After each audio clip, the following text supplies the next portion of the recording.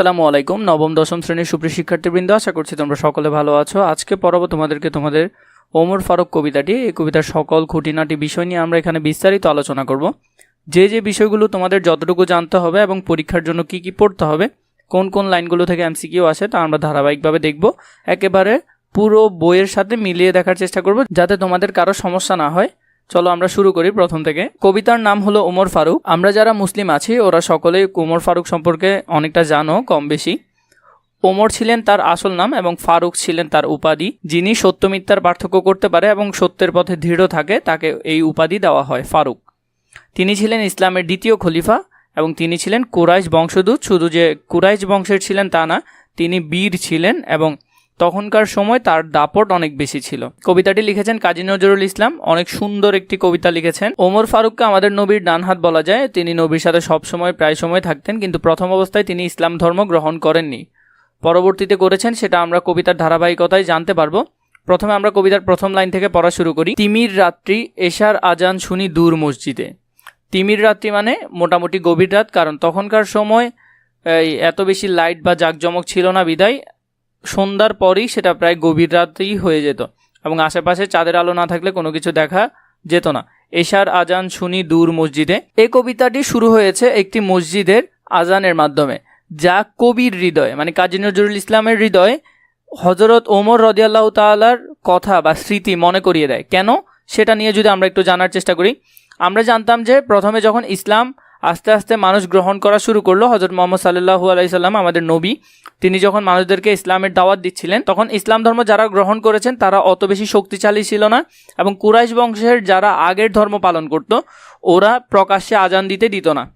মুসলিমরা তখন প্রকাশ্যে কেউ আজান দেয়নি এবং যখন হযরত ওমর রাদিয়াল্লাহু তাআলা আনহু ইসলাম ধর্ম গ্রহণ করেন, তখন তিনি ছিলেন যে কুরাইশের একজন বীর এবং তাকে মানুষ অনেক ভয় পেত। তিনি তখন বলেছেন যে আজকে থেকে প্রকাশ্যে আজান দিবে।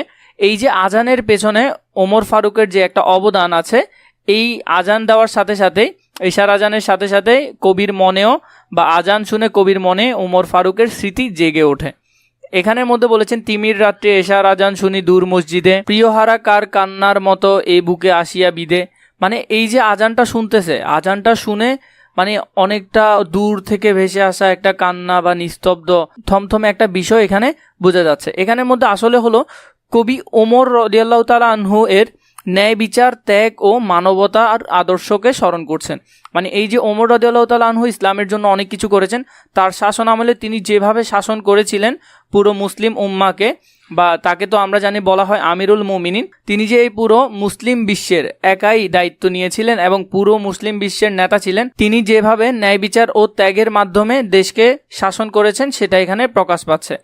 আমিরুল মুমিনিন, এখানে আমিরুল মুমিনিন মানে বোঝানো হয়েছে কাকে? ওমর ফারুককে। আমিরুল মুমিনিন মানে মুমিনদের আমির। আমির মানে হলো যে কি? আমির মানে হলো নেতা, তাহলে মুমিনদের নেতা। এখানে মূলত বোঝানো হয়েছে মুসলিম মুমিনদের নেতা হলো ওমর ফারুক। তোমার স্মৃতি যে আজানের ধ্বনি জানে না মুয়াজ্জিন। এখানের মধ্যে বলছে যে এই যে মুয়াজ্জিনরা যে আজান দিচ্ছে তিনি আসলে জানে না এখানের মধ্যে যে ওমর ফারুক যে তোমার স্মৃতি আছে। মানে কিভাবে? এর আগে তো মুসলিমরা সরাসরি আজান দিতে পারতো না, যখন থেকে ওমর ফারুক ধর্মগ্রহণ করছে এবং তিনিই বলেছে কি আজকে থেকে প্রকাশ্যে আজান দেওয়া হবে। তো এখানের মধ্যে বোঝাচ্ছে ওমর রাদিয়াল্লাহু তাআলা আনহু এর স্মৃতি আজানের ধ্বনির সাথে মিশে আছে, কিন্তু অনেক মুয়াজ্জিন তা জানে না। এরপরে দেখো তকবীর শুনি। এখানে তকবীর বলতে আল্লাহু আকবার, সেটাকে এখানে বোঝানো হচ্ছে, বা রবের নাম বলে স্মরণ করা। সহ্য ছাড়িয়া চকিতে উঠিয়া বসি। এখানে সহ্য ছাড়িয়া মানে বিছনা থেকে ছেড়ে চৌকি বা যেখানে চৌকির এক পাশে এসে বসছে। কেন বসছে? কারণ তকবীর শুনে, মানে আল্লাহু আকবার যখন আজান দিচ্ছে আজানটা শুনে। বাতায়নে চাই উঠিয়াছি কিরে গগনে মরুর শশী। এখানের মধ্যে বলছে যে বাতায়নে মানে জালনা দিয়ে দেখতেছে। কি দেখতেছে? গগনে মানে আকাশে, আকাশের মধ্যে মরুর শশী মানে হলো যে শশী মানে চাঁদ, মরুর যে চাঁদটা আদৌ উঠেছে কিনা সেটা এখানে দেখছেন। কবি আজানের ধ্বনি শুনে শয্যা ছেড়ে উঠে বসেন এবং আকাশে চাঁদ উঠেছে কিনা তা দেখতে চান। ও আজান ও কি পাপিয়ার ডাক, ও কি চকরির গান। মানে এখানে কবি এই যে আজানের যে এত সুন্দর মোহময় এক ধ্বনি, এই ধ্বনিকে তিনি এখানে পাপিয়ার ডাক মানে পাখির সুন্দর সুরলা আওয়াজ, এরপর হলো যে চকরিয়ার গান, এটার সাথে তুলনা করেছেন। মুয়াজ্জিনের কণ্ঠে ও কি ও তোমারই সে আহ্বান। এখানের মধ্যে বোঝাচ্ছে কবি আজানের ধ্বনিকে পাপিয়া পাখির ডাক বা চকর পাখির গানের সাথে তুলনা করেছেন। তার মানে এখানে তিনি এই দুইটা বিষয়ের সাথে এই সুন্দর আজানকে তিনি তুলনা করেছেন। আবার লুটাইয়ে পড়ি, মানে তিনি যে বিছনা থেকে উঠেছিলেন এবং বিছনায় বসে বাইরে দেখছিলেন যে চাঁদ উঠেছে কিনা, এরপরে তিনি আবার কি করছেন, আবার শুয়ে যেতে যাচ্ছেন। সেদিন গিয়াছে শিয়রের কাছে কহিছে কালের ঘড়ি, কবি আবার শয্যায় লুটিয়ে পড়েন, মানে তিনি আবার বিছনায় শুয়ে পড়েন এবং কালের ঘড়ি তাকে স্মরণ করিয়ে দেয়। কালের ঘড়ি মানে কি, সেই অতীতের কথা, সে হজরত ওমর রাদিয়াল্লাহু তাআলা আনহু, হে আমাদের নবী মুহাম্মদ সাল্লাল্লাহু আলাইহি সাল্লাম, ওই সময়কার কথা স্মরণ করিয়ে দেয়। সেই দিন গত হয়েছে, মানে সেই দিনগুলো এখন আর নেই, সেগুলো চলে গেছে। ওমর ফারুক আখেরি নবী ওগো দক্ষিণ বাহু, এখানে বলছে ওমর ফারুক, ওমর তো তার নাম ছিল, ফারুক তার উপাধি ছিলেন। আখেরি নবী বলতে এখানে আমাদের নবী হজরত মুহাম্মদ সাল্লাল্লাহু আলাইহি সাল্লাম। যারা মুসলিম আছো, নবীর নাম শোনার সাথে সাথে সাল্লাল্লাহু আলাইহি সাল্লাম পড়তে হবে। ওগো দক্ষিণ বাহু, এখানে দক্ষিণ বাহু বলতে হাত বোঝাচ্ছে। এখানের মধ্যে আহ্বান নয়, রূপ ধরে এসো, ঘ্রাসে অন্ধতা রাহু। এখানের মধ্যে কবি বলছেন যে ওমর ফারুক হলেন আমাদের নবী, আখেরি নবী হজরত মুহাম্মদ সাল্লাল্লাহু আলাইহি সাল্লামের দক্ষিণ বাহু, এবং তার আহ্বান করছেন কবি যাতে তিনি আসে, কারণ তিনি আসলেই কি হয়ে যাবে, অন্ধকার দূর হয়ে যাবে। এখানে মেনত কবি বোঝাচ্ছেন, কবি ওমর রাদিয়াল্লাহু তাআলা আনহুকে সম্বোধন করে বলেন যে তিনি শেষ নবীর দক্ষিণ বাহু, মানে শেষ নবী বলতে আমাদের হযরত মুহাম্মদ সাল্লাল্লাহু আলাইহি সাল্লামের দক্ষিণ বাহু, এবং তার আহ্বান অন্ধকারকে কি করে ফেলবে, গ্রাস করে ফেলবে।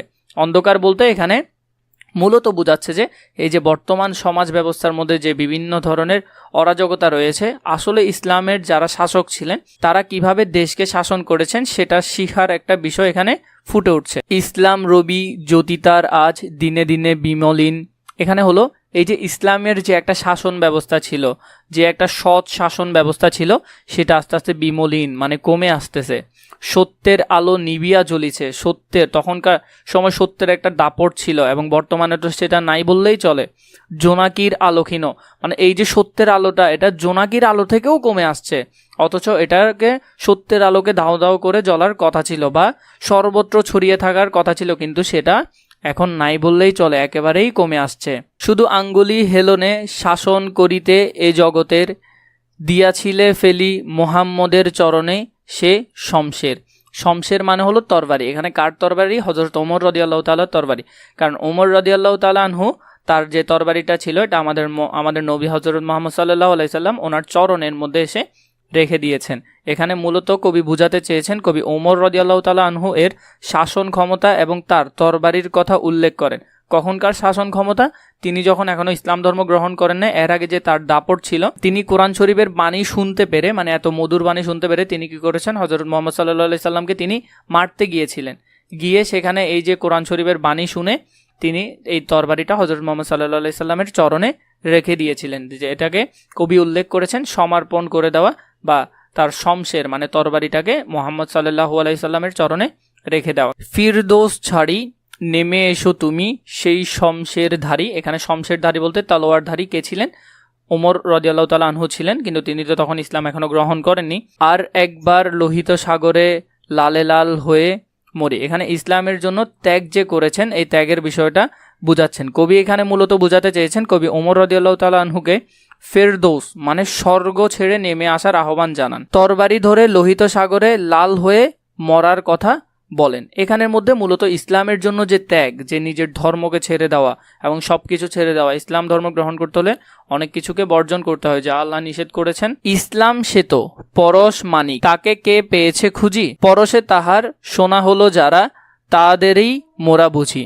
এখানের মধ্যে বলছেন যে কবি ইসলামকে পরশমণির সাথে তুলনা করেন, যার স্পর্শে লোহাও কি হয়, সোনা হয়ে যায়। আজ বুঝি কেন বলিয়াছিলেন শেষ পয়গম্বর, মানে কবি বলছে যে কবি এখন বুঝতেছেন কেন শেষ পয়গম্বর মানে আমাদের নবী হযরত মুহাম্মদ সাল্লাল্লাহু আলাইহি সাল্লাম কেন বলেছিলেন মোর পরে যদি নবী হতো কেউ, মানে বলছেন যে আমার পরে যদি কেউ নবী হতো, আসলেই আল্লাহ তো বলে দিয়েছেন যে নতুন করে আর কোনো নবী আসবেন না, পরবর্তীতে যিনি আসবেন ঈসা আলাইহিস সালাম, তিনি আমাদের নবীর উম্মত হয়ে আসবেন, নতুন করে নবী হয়ে আসতে পারবেন না, নবী আসার আর কোনো সুযোগ নেই। তাও আমাদের নবী বলছেন যদি আমার পরে কেউ নবী হতো তাহলে হতো সে এক ওমর, মানে ওমর রাদিয়াল্লাহু তাআলা আনহু এত সৎ ও নিষ্ঠাবান ছিলেন যে আমাদের নবী বলছেন যদি আমার পরে কেউ নবী হতো বা নবী হতে পারতো তাহলে সেই হতো ওমর রাদিয়াল্লাহু তাআলা আনহু। এই দুই লাইনের পুরোপুরি অর্থ মিলাতে গেলে অর্থ হবে, কবি শেষ নবী হযরত মুহাম্মদ সাল্লাল্লাহু আলাইহি সাল্লাম এর উক্তি উল্লেখ করে বলেন যে তিনি বলেছিলেন তারপরে যদি কেউ নবী হতো তাহলে সে হতো ওমর। অর্ধ পৃথিবী করেছে শাসন ধুলার তখ্তে বসি, তো ধুলার মানে হলো যে সিংহাসন। হযরত ওমর রাদিয়াল্লাহু তাআলা আনহু পুরো পৃথিবীর অর্ধেক তিনি শাসন করেছিলেন। খেজুর পাতার প্রাসাদ তোমার বারে বারে গেছে খসি, মানে তিনি পুরো অর্ধেক পৃথিবীর শাসনকর্তা ছিলেন, কিন্তু তার যে সিংহাসন ছিলেন এটা ছিলেন যে আশেপাশে খেজুর পাতা দিয়ে গড়া এবং সেটা বারবার পড়ে যাচ্ছিল। এরপরে কি বলছে দেখো, এটা পুরোটার অর্থ আমরা একসাথে জানবো, আগে লাইনগুলো একটু একটু বুঝে নিই। সাইমুন ঝড়ে, সাইমুন ঝড় মানে বুঝো মরুর উত্তাপ বাতাস, মানে মরু অঞ্চলে যে ধরনের বাতাসগুলো হয় সেগুলোকে এখানে বলছে।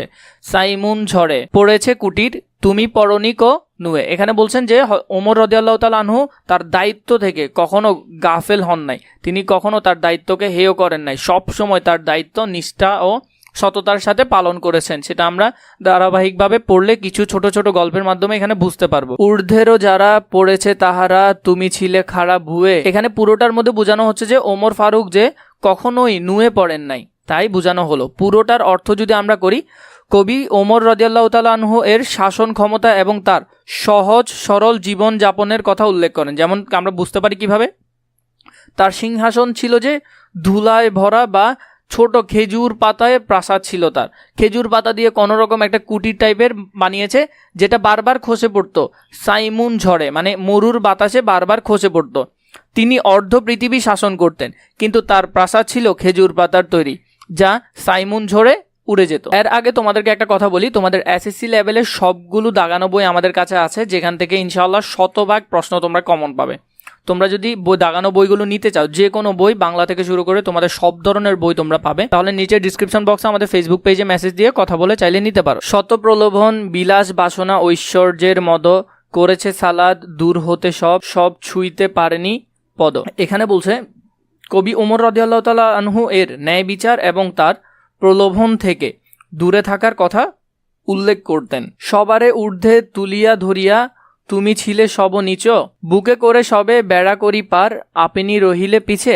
এখানে ওমর ফারুকের আত্মত্যাগ বোঝানো হয়েছে এই দুই লাইন দিয়ে। তিনি সবাইকে সামনে দিয়ে এবং নিজে সবসময় পিছনে পড়ে থাকতেন এবং সবাইকে ঊর্ধ্বে তুলে ধরতেন এবং নিজে প্রয়োজনে নিচে থাকতেন। কবি ওমর রাদিয়াল্লাহু তাআলা আনহু এর মানব প্রেম মানে মানুষের প্রতি যে তার ভালোবাসা, মানব প্রেম এবং তার ন্যায় বিচারের কথা উল্লেখ করেন। তিনি সবাইকে ঊর্ধ্বে তুলে ধরতেন। ওমর ফারুক সবাইকে ঊর্ধ্বে তুলে ধরতেন কিন্তু নিজে নিচে থাকতেন। এখানে মধ্যে এরপর দেখো, হেরি পশ্চাতে চাহি মানে পেছনের দিকে তাকানো বোঝানো হচ্ছে।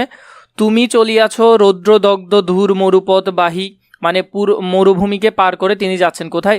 জেরুজালেমের কিল্লা যাথায় আছে অবরোধ করি।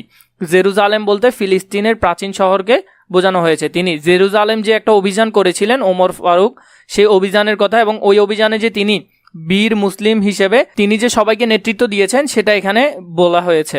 বীর মুসলিম সেনাদল তব বহুদিন মাস ধরি।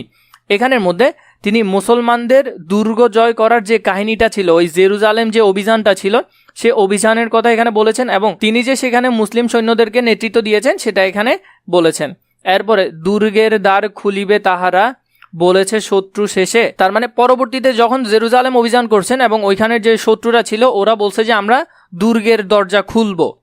ওমর যদি গো সন্ধিপত্রে স্বাক্ষর করে এসে, মানে ওমর রাদিয়াল্লাহু তাআলা আনহু যদি নিজে এসে তাদের সন্ধিপত্রে স্বাক্ষর করে তাহলে তারা দুর্গ খুলবে। কবি এখানে বুঝাতে চেয়েছেন, কবি ওমর রাদিয়াল্লাহু তাআলা আনহু এর জেরুজালেমে অভিযানের কথা উল্লেখ করেন যেখানে শত্রুরা বলেছিলেন যে দুর্গের দরজা খুলবে যদি ওমর সন্ধিপত্রে কি করেন, স্বাক্ষর করেন। এরপরে দেখো, এই যে তারা ওমর রাদিয়াল্লাহু তাআলা আনহুকে আহ্বান করছেন আসার জন্য, এখন কি বলছে দেখো, হায় রে অর্ধধারার মালিক আমিরুল মুমিনিন, মানে এই অর্ধধারা পুরো অর্ধেক পৃথিবীর তিনি তখন শাসনকর্তা ছিলেন, আমিরুল মুমিনিন মুসলমানদের শাসনকর্তা। শুনে সে খবর, মানে ওরা যে বলছে যে ওমর রাদিয়াল্লাহু তাআলা আনহু যদি আসে তাহলে ওরা এই দুর্গের দরজা খুলে দিবে। শুনে সে খবর একাকী উষ্ট্রে চলেছে বিরামহীন। তিনি এই খবরটা শোনার সাথে সাথেই তিনি একটা ওট নিয়ে এবং অল্প কিছু খাবার নিয়ে, খাবারগুলো কি ছিল, সাহারা পার হয়ে ঝুলিতে দুখানা শুকনো খবুজ রুটি। একটি মশকে একটুখানি পানি, খোরমা 2-3 মুষ্টি। তিনি এখানে কি কি বলেছেন দেখো, যখন তিনি শুনছেন যে তাকে ডাকছে বা এই ধরনের একটা বিষয় ঘটছে, শুনে খবর তিনি সাথে সাথে একটা উট নিয়ে বিরামহীন এই সাহারা মরুভূমির পথ চলা শুরু করলেন। ঝুলিতে শুধু কি ছিল, দুইটা শুধু খবুজ ছিল। তার মানে কয়টা রুটি ছিল? 2টা রুটি ছিল খবুজ। একটু পানি ছিল, কি ছিল? অল্প একটু পানি ছিল মশকে। মশকে মানে পানি রাখার যে পাত্র আছে ওইগুলোকে মশক বলে। এরপরে খোরমা খেজুর ছিল 2-3 মুষ্টি, মানে 2-3 মুঠের মতো তিনি খোরমা খেজুর নিয়েছেন। এগুলা নিয়েই তিনি চলা শুরু করলেন। কবি এখানে মূলত বুঝাতে চেয়েছে, কবি ওমর রাদিয়াল্লাহু তাআলা আনহু এর সহজ সরল জীবনযাপনের কথা উল্লেখ করেন। তিনি অর্ধ পৃথিবীর মালিক হয়েও উটের পিঠে চড়ে মরুভূমি পাড়ি দিয়েছেন এবং তার সাথে শুধু 2টি শুকনো রুটি, একটু পানি এবং কিছু খেজুর ছিল। এই সামান্য জিনিস নিয়ে তিনি এরকম মরুভূমির পথ পাড়ি দিয়েছেন। প্রহরীবিহীন সম্রাট চলে, মানে আমরা তো জানি যে কোনো রাজারা চললে বা সম্রাটরা চললে ওদের সাথে প্রহরী থাকে, কিন্তু তার সাথে কোনো কি ছিল না, প্রহরী ছিল না। একা পথে উঠে চড়ি, মানে তিনি একাই উঠে চড়েছেন এবং চলেছে একটি মাত্র ভৃত্য। ভৃত্য মানে হলো যে দাস, বা তার যে কাজ করার ছিল তিনি শুধু একজনকে নিয়েছেন, কারণ ওঁট চালানোর সময় হয় তোমাকে রশি ধরতে হবে, না হলে আরেকজনকে রশি ধরতে হবে, নাহলে ওঁট সোজা পথে চলবে না। চলছে একটি মাত্র ভৃত্য উষ্টের রশিধারী। মাত্র একটি উটের সাহায্যে তিনি জেরুজালেমের পথে বা উদ্দেশ্যে রওনা দেন। মরুর সূর্য ঊর্ধ্ব আকাশে আগুন বৃষ্টি ঝরে, মানে এই মরুভূমির যে সূর্যের যে তাপ, বালুর যে উত্তাপ, এগুলা পুরো আগুনের বৃষ্টির মতো, মানে আগুনের বৃষ্টি বললে যেমন লাগতো তেমন। কবি ওমর রাদিয়াল্লাহু তাআলা আনহু এর সহজ সরল জীবনযাপনের কথা উল্লেখ করে তিনি সম্রাট হয়েও কোনো প্রহরী ছাড়াই ওটের পিঠে চড়ে চলছেন এবং তার সাথে শুধু একটি ভৃত্য ছিল, শুধুমাত্র একজন ছিলেন। এরপরে বলছে এখানের মধ্যে এই যে মরুর যে তাপ, সে আগুন তাতে খই সম ফোটে বালুকা মরুর পারে। এখানের মধ্যে তিনি এই 2 লাইন দ্বারা বোঝাচ্ছেন যে কবি মরুভূমির সূর্যের তাপের কথা উল্লেখ করেন, যা বালুকায় আগুনের মতো জ্বলে। মানে আমরা তো এমনি নর্মালি অল্প রোদ পড়লেও আমরা রোডের মধ্যে হাঁটতে পারি না খালি পায়ে, সেখানের মধ্যে বালুতে রোদ পড়লে সেগুলো আরো বেশি উত্তপ্ত হয়ে থাকে। এরপরে দেখো কি বলেছে, কিছু দূর যেতে উঠ হতে নামি, কহিল ভৃত্য ভাই, পেরেশান বড় হয়েছ চলিয়া, এবার আমি যাই। উটের রশি ধরিয়া অগ্রে, তুমি উঠে বসো উঠে, তপ্ত বালুতে চলি যে চরণে, রক্ত উঠেছে ফুটে। এখন তিনি এতক্ষণ উটের পিঠে ছিলেন। ওমর রাদিয়াল্লাহু তাআলা আনহু আমিরুল মুমিনিন হওয়া সত্ত্বেও তিনি তার এই যে দাস ছিলেন, ওকে বলছে যে এবার তুমি উটের পিঠে ওঠো, আমি উট টানবো। তার পায়ে কিন্তু রক্ত ফুটে উঠছে, মানে এই যে বালুর গরমের কারণে পাগুলো ফেটে ফেটে গেছে এবং সেখান থেকে অল্প অল্প রক্ত বের হচ্ছে। এই জন্য তিনি তাও এই উটের পিঠের মধ্যে তার দাসকে উঠিয়ে দিয়ে বলছেন, এবার আমি উট টানি, তুমি উটের পিঠে উঠে বসো। ভৃত্য, এখানে কিন্তু তিনি তাকে ভাই সম্বোধন করলেন। ভৃত্য হস্ত চুমি কাঁদিয়া কহিল ওমর, কেমনে এই আদেশ করো তুমি, উটের পিঠে আরাম করিয়া গোলাম রহিবে বসি, আর হেঁটে যাবে খলিফা ওমর ধরি সে উটের রশি। ভৃত্য হস্ত চুমি কাঁদিয়া কহিল ওমর, কেমনে এই আদেশ করো তুমি, মানে এখন এই যে ওমর রাদিয়াল্লাহু তাআলা আনহু তাকে বললেন এবার তুমি উটের পিঠে উঠে বসো, আমি টানবো। তখন তার ভৃত্য মানে যে দাস ছিল সে কেঁদে কেঁদে বলতেছে, মানে আমি এই আদেশ কেমনে মানবো, আপনি কিভাবে আমাকে এই আদেশটা করেন, বা তুমি কিভাবে আমাকে এই আদেশটা করো, আমি তো তোমার গোলাম, আমি গোলাম হয়ে উটের পিঠে বসে থাকবো আর তুমি আমিরুল মুমিনিন হয়ে খলিফা হয়ে তুমি উট টানবে, এটা কিভাবে মানা যায়। ওমর ফারুকের মহত্ব প্রকাশ পেয়েছে এখানে, এবং এখানের মধ্যে প্রশ্ন করলেন, তার ভৃত্য তাকে প্রশ্ন করলেন যে আমি কিভাবে এটা করতে পারি। এরপরে দেখো ওমর রাদিয়াল্লাহু তাআলা আনহু উত্তর দিচ্ছেন। খলিফা হাসিয়া বলে, মানে হযরত ওমর রাদিয়াল্লাহু তাআলা আনহু হেসে হেসে বলছেন, তুমি জিতে গিয়ে বড় হতে চাও। নিজের দিক থেকে খলিফা তখন ভাবছেন যে আল্লাহ যদি তাকে জিজ্ঞেস করে, তো এখন তিনি বলছেন এমনই ছলে রোজ কিয়ামতে আল্লাহ যে দিন কহিবে, মানে আল্লাহ যদি ওমরকে জিজ্ঞেস করেন তুমি মুসলিমদের জন্য কি করেছো, বা মুসলিমদের সুখের জন্য তুমি কি করেছো, ওরে করে নি খলিফা মুসলিম যাহা তোর সুখ তোর তরে। এখানের মধ্যে বলছেন যে তুমি মুসলিম জাহানের যে খলিফা হলে তুমি মুসলমানদের সুখের জন্য কি করেছো। এখানে মানবিকতা এবং আল্লাহর ভয় দুটোই এখানে প্রকাশ পেয়েছে।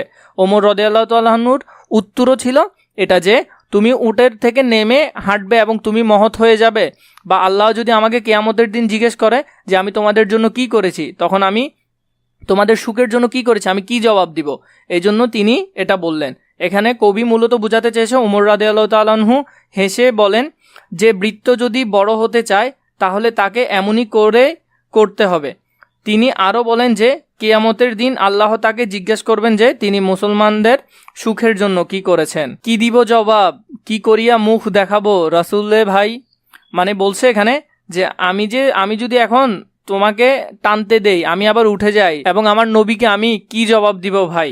আমি তোমাদের প্রতিনিধি, শুধু মোর অধিকার নাই। আরাম সুখের মানুষ হইয়া নিতে মানুষের সেবা। ইসলাম বলে সকলে সমান, কেউ বড় ক্ষুদ্র কেবা। এখানের মধ্যে বলছে ওমর রাদিয়াল্লাহু তাআলা আনহু যে তিনি মুসলমানদের প্রতিনিধি মাত্র এবং তার কোনো এখানে অধিকার নাই। মানে তিনি ওদের সব কিছু দেখতে হবে, তিনি শুধু প্রতিনিধি, এতটুকুই। এই না যে তিনি অনেক মহৎ বা বড় কিছু। এখানে তিনি সামান্য তোমাদের মতো মানুষ এবং তোমাদের প্রতিনিধি। তোমাদের দুঃখ দুর্দশা এগুলো দেখার দায়িত্ব পড়েছে ওনার। এই জন্য উনি সব কিছু ফেলে তোমাদের এই বিষয়গুলো খুঁটে খুঁটে দেখেন। তিনি আরও বলেন যে ইসলামে সবাই সমান, কেউ বড় বা ছোট নয়। ইসলামের মধ্যে যারা আছে সকলেই সমান। ইসলামের মূল বক্তব্য হলো যে সমতা। ইসলামের মূল বক্তব্য কি? এখানে সমতা। এখানের মধ্যে কেউ বড় বা কেউ ছোট নয়। এই না যে একটু আগে যে দাস ছিল সে দাস হিসেবে ও দাসের মতো আচরণ করবে এবং ওমরের সাথে যে তিনি সম্রাট, তার মধ্যে সম্রাটের সাথে আচরণ করতে হবে এমন কিছু নেই। তাই তিনি ওদেরকে ভাই বা বন্ধু সম্বোধন করেন। এজন্য তিনি বলেন যে এখানে আমি আহামরি কোনো কিছু নই, আমি শুধু তোমাদের প্রতিনিধি মাত্র। তুমি মুসলিম হয়ে একজন মুসলিম হিসেবে যতটুকু আমিও অতটুকু, আমি শুধু আমার দায়িত্বটা পালন করছি। এরপরে দেখো, ভৃত্য চড়িল উটের পিঠে, ওমর ধরিল রশি। মানে ভৃত্য মানে তার দাস এবার উটের পিঠে চড়ে বসলো। এত কথার পর পারতেছে না আর ওমর রাদিয়াল্লাহু তাআলা আনহুর সাথে যে ওনাকে বুঝাবে কে। মানুষের স্বর্গে তুলিয়া ধরিয়া ধুলায় নামিল শশী। এখানের মধ্যে বুঝাচ্ছেন যে ভৃত্য উটের পিঠে চড়ে এবং ওমর রাদিয়াল্লাহু তাআলা আনহু উটের রশি ধরে হেঁটে চলেন। কবি বলেন যে ওমর মানুষকে স্বর্গে তুলে ধরেছেন এবং নিজে ধুলায় নেমে এসেছেন। মানে তাকে এখানে চাঁদের সাথে তুলনা করা হয়েছে। এরপর দেখো এখানে লেখা আছে ওমর ফারুক প্রতিনিধি হয়ে বিশেষ দায়িত্ব পালন করছেন শুধুমাত্র। এরপরে দেখো, জানি না সেদিন আকাশে পুষ্প বৃষ্টি হইল কিনা। কবি এখন ভাবছেন আর কি গান গাহিল মানুষে সেদিন বন্দি বিশ্ববাণী। জানি না সেদিন ফেরেস্তা তব করেছে কিনা স্তব। অনাগত কাল গিয়েছে শুধু জয় জয় হে মানব। এখানের মধ্যে ওমর ফারুকের মানবিকতা প্রকাশ পেয়েছে কিনা তাই প্রকাশিত হয়। এই পুরো অংশটুকু থেকে কবি মূলত বোঝাতে চেয়েছেন, কবি বলেন যে তিনি জানেন না সেদিন আকাশে ফুল বৃষ্টি হয়েছিল কিনা বা মানুষ কি গান গেয়েছিল। তিনি আরও বলেন যে ফেরেশতারা সেদিন ওমর রাদিয়াল্লাহু তাআলা আনহু এর স্তব গেয়েছিল এবং অনাগত কাল শুধু জয় জয় হে মানব গেয়েছিল, মানে ওমর ফারুকের জন্য। এরপরে দেখো, তুমি নির্বাক এক খোদা ছাড়া করি না কো কারো ভয়। তিনি বলছেন যে আমি এক আল্লাহ ছাড়া কাউকে ভয় করি না। সত্যব্রত তোমায় তাইতে সবে উদ্ধত কয়। এখানের মধ্যে এই দুই লাইন দ্বারা তিনি বুঝাচ্ছেন যে কবি ওমর রাদিয়াল্লাহু তাআলা আনহু এর নির্বাকতা এবং সত্যের প্রতি তার নিষ্ঠার কথা উল্লেখ করেছেন এই দুই লাইনে। মানুষ হইয়া মানুষের পূজা, মানুষেরই অপমান, তাই মহাবীর খালেদের তুমি পাঠাইলে ফরমান। সিপাহ সালারে ইঙ্গিতে তব কহিলে মুমিনুল সেনা, বিশ্ব বিজয়ী বীরের শাসিত, মানে শাসনকালে এতটুকু টলিলে না। এখানের মধ্যে খালেদ যে বিষয়টা, আমরা ওনার সম্পর্কে অনেক কিছুই জানি অনেকে, এবং একজন মুসলিম হিসেবে তো ওনার সম্পর্কে জানা বেশি প্রয়োজন। খালেদ বিন ওয়ালিদ আমাদের একজন বীর সেনাপতি ছিলেন এবং তিনি 100-র বেশি যুদ্ধে করেছেন এবং সেগুলোতে জয়লাভ করেছেন। খালেদ বিন ওয়ালিদের মধ্যে ওমরের আল্লাহর প্রতি ভয় উদাহরণ হিসেবে এখানে প্রকাশ পেয়েছে। কবি মূলত এখানে আসলে বোঝাতে চেয়েছে, কবি ওমর রাদিয়াল্লাহু তাআলা আনহু এর মানব প্রেম এবং তার ন্যায় বিচারের কথা উল্লেখ করেন। তিনি মহাবীর খালেদকে ফরমান পাঠিয়েছিলেন এবং তার ইঙ্গিতে সেনারা বিশ্ববিজয়ী বীরকে শাসন করেছিলেন। মানব প্রেমিক আজিকে তোমারে সারি, মনে পড়ে তব মহত্ব কথা, সেদিন সে বিভাবরী নগর ভ্রমণে বাহিরিয়া তুমি দেখিতে পারিলে দূরে। এখানের মধ্যে এই যে পুরো অংশটা আছে, এখানে ছোট একটা বিষয় সম্পর্কে বলা আছে। আগে আমি তোমাদেরকে যদি বিষয়টা একটু বলে নিই। যখন হযরত ওমর রাদিয়াল্লাহু তাআলা আনহু খলিফা ছিলেন এবং তার কাঁধে দায়ভার এসে পড়ে যে পুরো অর্ধেক বিশ্বের মুসলিমের সব ভালো মন্দ তাকে দেখতে হবে, তখন তিনি বিভিন্ন মানুষদের ঘরে ঘরে যেতেন এবং কাদের কি অবস্থা তিনি একটু শোনার বা জানার চেষ্টা করতেন যে তার আমলে মানুষ কেমন আছে। তো এরকম করে যখন তিনি বের হলেন, মানব প্রেমী আজিকে তোমারই সরি মনে পড়ে তব মহত্ব কথা, সেদিন সে বিভাবরী নগর ভ্রমণে বাহিরিয়া তুমি দেখিতে পাইলে দূরে। মানে এই যে তিনি নগর ভ্রমণে বের হলেন এবং তিনি দেখতে পেলেন যে দূরে মায়ের গিরিয়া ক্ষুধাতে দুটি শিশু, কয়টা শিশু? দুইটা শিশু সকরুণ সুরে কাঁদিতেছে। মানে কি এই যে দুইটা ছেলে তাদের খিদা লেগেছে তাই তারা কান্না করছে। আর দুঃখিনী মাতা ছেলেরে ভুলাতে হায়, মানে যে এই যে তাদের মা ছিল, এই দুইটা শিশুর মা, তিনি তাদেরকে এই যে খাবারের খিদাটা ভুলানোর জন্য উনুনে শূন্য হাঁড়ি চড়াইয়া কাঁদিয়া ওকুলে চায়। মানে তিনি এই যে শুধু শূন্য হাঁড়ি, মানে কোনো কিছু নাই এরকম একটা হাঁড়ি আগুনের মধ্যে বসায় রাখছে যাতে ছেলেরা বুঝতে পারে যে কিছু রান্না হচ্ছে। এরকম অবস্থায় তিনি আকাশের দিকে চেয়ে থাকেন এবং নিজেও কান্না করেন। শুনিয়া সকল কাঁদিতে কাঁদিতে ছুটে গেল মদিনাতে।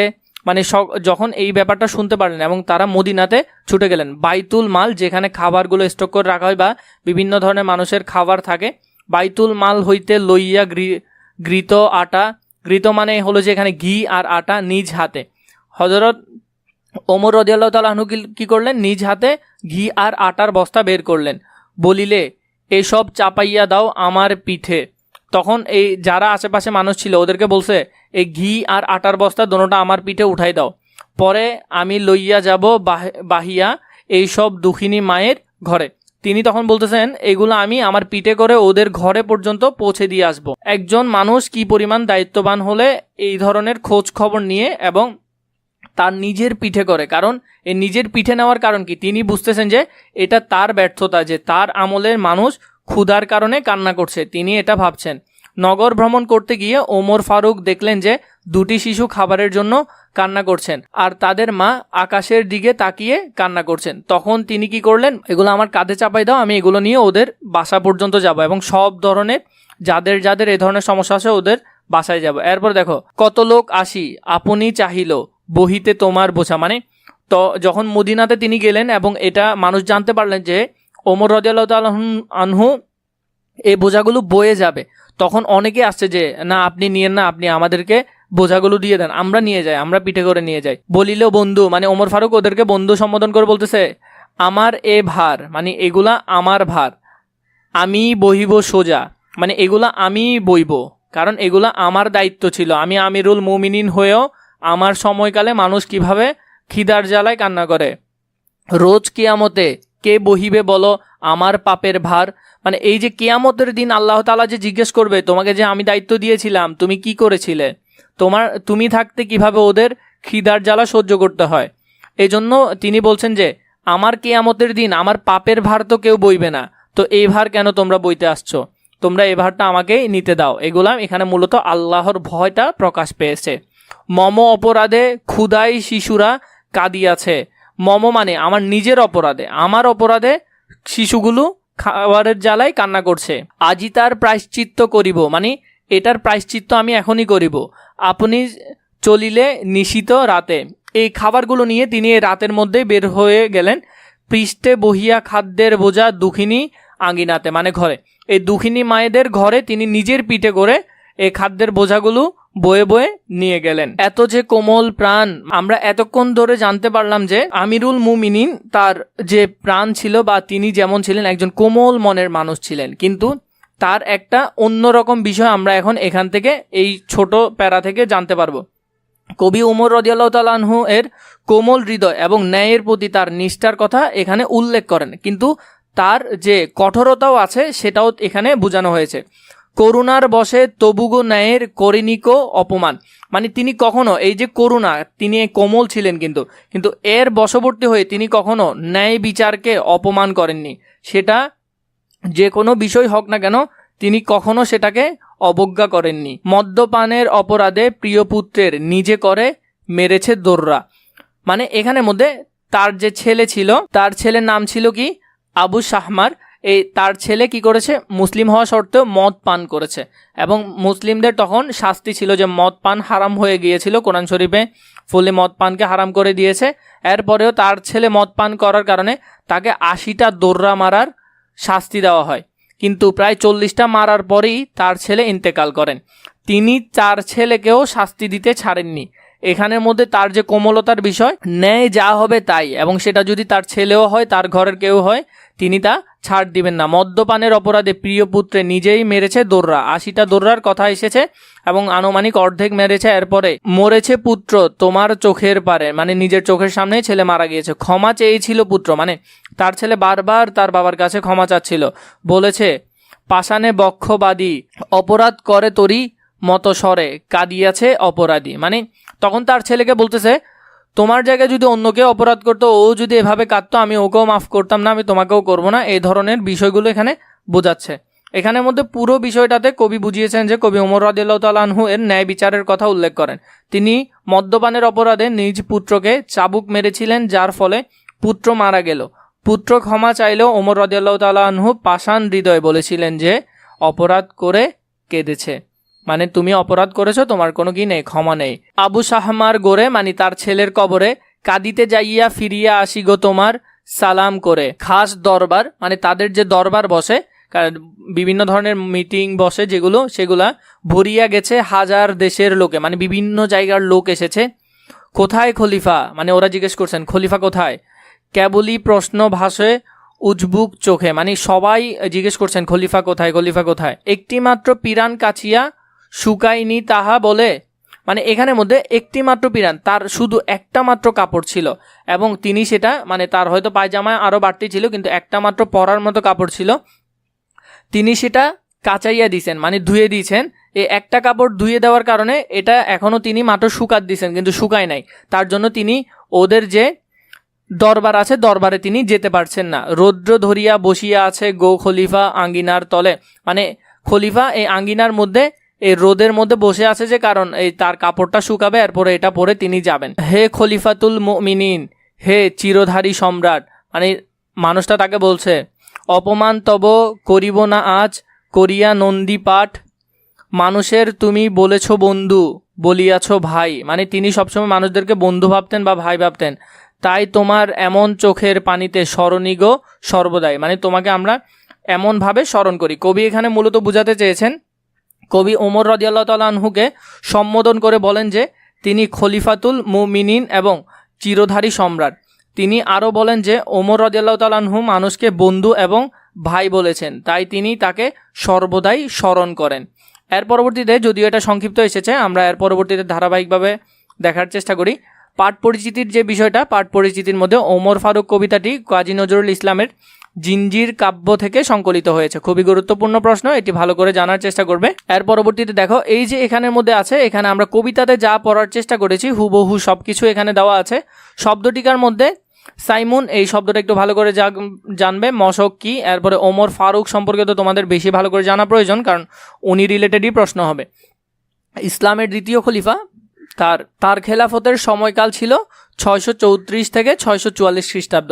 তার শাসনামলে ইসলামী রাষ্ট্র সীমানা আরব রাজ্য থেকে মিশর তুর্কিস্তানের সীমানা পর্যন্ত প্রসারিত ছিল। অনেক আরব থেকে শুরু করে মিশর, পুরা তুর্কিস্তান, মানে ওই সাইড পুরাটা ছিল। একজন ন্যায়নিষ্ঠার ও গণতন্ত্র মানা রাষ্ট্রনায়ক হিসেবে তার খ্যাতি চির অম্লান। ফারুক হজরত ওমরের উপাধি ছিল, যিনি সত্য ও মিথ্যার মধ্যে পার্থক্য নিরূপণ করতে পারতেন, তাকেই ফারুক বলা হয়। হযরত ওমর রাদিয়াল্লাহু তাআলা আনহু ছিলেন সত্যের উপর দৃঢ়চিত্ত উপাসক। তোমার স্মৃতিতে যে আজান ধ্বনি জানে না মুয়াজ্জিন, মানে এই যে আমরা জানি যে হযরত ওমর রাদিয়াল্লাহু তাআলা আনহুর কারণে প্রকাশ্যে আজান দেওয়া শুরু হয়েছে, এটা অনেক মুয়াজ্জিন হয়তো জানেই না। জেরুজালেম ফিলিস্তিন রাষ্ট্রের একটি প্রাচীন শহরের নাম হলো জেরুজালেম, যেটা নিয়ে বর্তমানে অনেক ঝামেলা হচ্ছে। আবু শাহমা মদ পানের কারণে তাকে 80টা বেত্রাঘাত করা হয় এবং এর ফলে শেষ পর্যন্ত সে মৃত্যুবরণ করে। নামটা মনে রাখবে। এবং তোমাদের যদি এসএসসি লেভেলের দাগানো বইগুলো প্রয়োজন হয়, তোমরা চাইলে আমাদের সাথে কথা বলতে পারো, অথবা নিচে ডিসক্রিপশন বক্সে আমাদের ফেসবুক পেজে মেসেজ দিলে হবে, সেখান থেকে কথা বলে নিতে পারো।